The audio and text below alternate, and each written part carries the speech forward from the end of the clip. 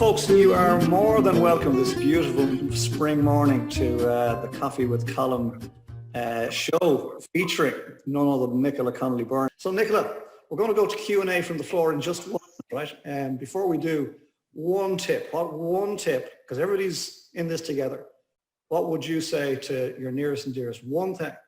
Yeah, I would say invent yourself a really strong self-care plan. And when I say self-care, I do not mean your hair, your makeup, your nails, your waxing. That's not what I mean. That's external self-care. It is important, but it is not imperative.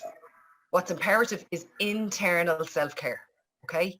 Your mind, your heart, your soul, your gut, your breathing, your meditation, your journaling, set an intention in the morning. Setting intentions of your life. I don't leave my bedroom without setting an intention. Okay.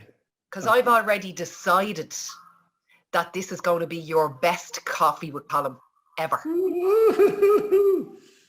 Love it. I'm joking. I love it. It could be. I'm delighted to have you on. So Nick, that's a wonderful tip. Actually, by the way, when you got to the waxing, I was thinking too much information, Nick, too much. I was talking about you lads. You guys are mad into waxing. Apparently I'm telling you, you guys are worse than us. My two boys take forever to get ready in this house, much longer than me.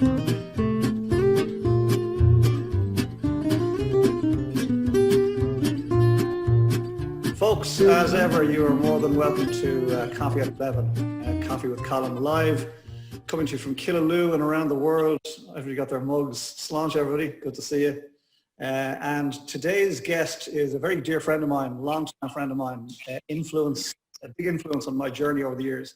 And it's Dave Sheehan. Dave Sheehan, before we go to the floor for Q&A, and I'm sure there's a couple of people there who would like to ask a question or two. I'll unmute anybody who wants to put up their hand. Before we go there, Dave, have you one tip? What would you recommend to any of us as one thing we could do on track during this period?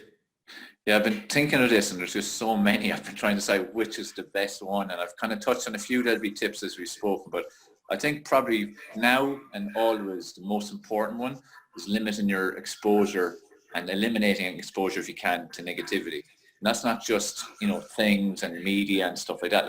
Like with the media, I'm always hammering about people getting off the media. Now, right now we need to have a certain level of exposure because we have to keep some bit up to date. But watching it day and night and watching on Facebook and watching on websites is going to do your head in. So limit your exposure right now. In general, even try to eliminate it in normal times. But importantly, the same as with people. The people who are draining of your energy, the energy vampires, people who add nothing to your life and only take from it. People who before you even meet them, your energy's dropped. You say if you're going to meet someone and you're going to meet them and your energy's gone, your emotional state is gone. They don't serve your life in any way whatsoever.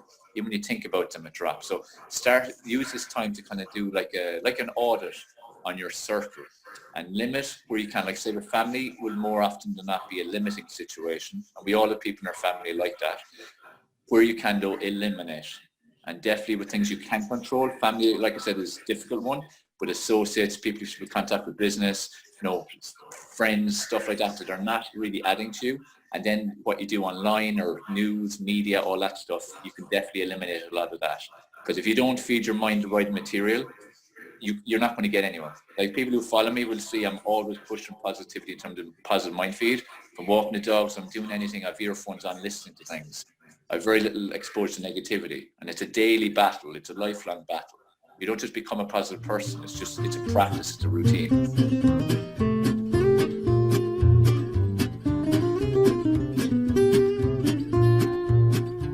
I would love to welcome you all to Coffee at 11, Coffee with Colin Live. Y'all get your coffee mugs there, or your peppermint tea cups or whatever it is, right, to cheers everybody.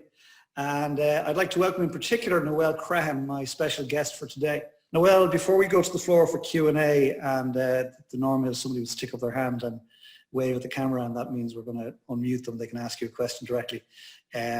Before we go there, Noelle, have you one tip, please, that you would give to anybody, any one of us? What's the one thing we could all do today, tomorrow, that would have a difference, please? Breathe, breathe, breathe, breathe. It sounds so basic, but it's probably so underestimated. It has a really powerful way of grounding us. It works really on this big nerve, which is the main nerve that really connects our bodies and our minds. And that functions really well, especially on exhaling. So if I could give you one tip is to just keep breathing. So I'm going to put you on the spot now, and I'm going to ask you to lead us in a breath. Okay. A breath. Make sure that your 2 feet are on the ground. Okay. So the way we're going to do this is we're going to breathe in for 4, try and hold 7, and then breathe out for 8. Okay? Will you count us, please? Yeah. So breathe in for 4, 2, 3, 4. Hold for 7, 2, 3, 4, 5, 6, 7, and breathe out for 8. 1, 2, 3, 4, 5, 6. Down into your belly. 8. Well done.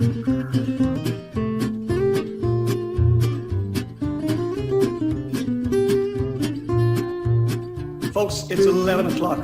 Welcome, everybody, to Coffee with Colin, to Coffee at 11. Coffee with my good friend, Ian Hannon. Ian Hannon, before we open it to the floor, one tip. What would you recommend to anybody that you love, that you say, you should do this for the next few months to keep yourself on track, give yourself the best opportunity? Ian Hannon, one tip. So you asked for one, and I'm going to give you 2 if that's okay, because they're very much linked, and I'll always try and get one more in anyway. So my first one is don't panic. That's my first one. My first one is just don't panic. It's very easy to panic and so on, and I've heard lots of people saying how much time they give themselves to go into panic mode and so on. I tend to limit it to about 2 or 3 minutes before I just say, okay, well what's next? So the first tip is don't panic. There's always an answer. There's always an answer. The second tip, or part B, is, and I'm probably repeating myself now, but focus on what you can control. And even now, so a month ago, there was only a certain amount of things we were in control of, really, when you think about it. Now there's even less. And so now I think it's even more important, 10 times as important, to figure out what those things are, and just narrowly focus on those things. And don't worry about anything else, because you can't do anything about it anyway. So just focus on those things that you can actually do something about. Spend all your time, 80% of your time on those things. And I would say watch what happens. That's my tip.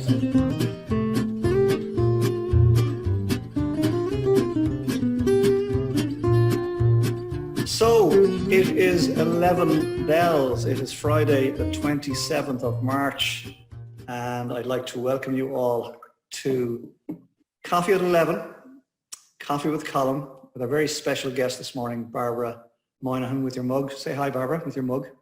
Hi with my mug. My mug is big. It's not that I've got a small head. Just so you know. Small, far away comes to mind. Barbara, lovely chatting to you. We're going to go to the floor in a moment for questions and answers. But before we do, have you got one tip that you could leave us with that would, what would you say to somebody who's going through this time, who's a little bit scared of what's going on at the moment, who hasn't quite figured out, as you have, what it looks like when the veil lifts? What would you suggest? Yeah, I think the key thing in all of this is, if your head's right, everything else is a little bit easier. So I just think be kind to yourself, be kind to others. Do something every day that makes you feel good. It might be something as simple as, actually, and I don't normally have this on my desk. Actually, this isn't my normal desk, as you can guess. I've lit flowers, and just every time I look at my flowers, I feel good. I've been swimming in the sea every day, bar one, and that just gives me a buzz. For somebody else, it might be just looking at a cat video, looking at some comedy of Foil, Arms and Hog. Do you know them, Colin? They're hilarious. They've a new video out. If anybody hasn't seen it, Foil, Arms and Hog. I'll probably share it on social media in the next couple of days. But just something that just makes you feel good. So be kind to yourself and obviously spread that kindness around.